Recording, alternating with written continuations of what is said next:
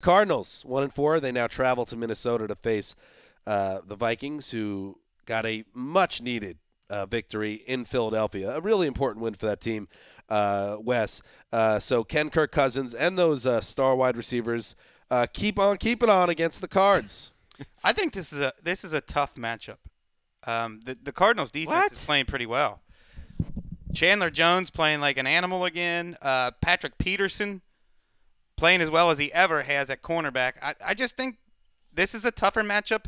That the Vikings offensive line has allowed by far the most pressures in the NFL.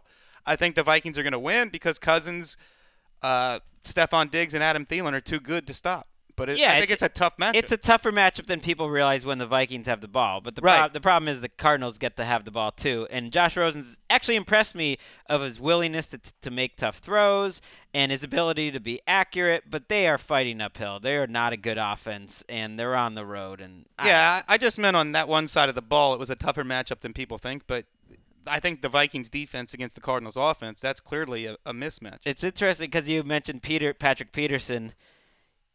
The Cardinals staff took a lot of criticism I saw on the Twitterverse of like, oh, they're, what is this Cardinals staff? They don't know what they're doing.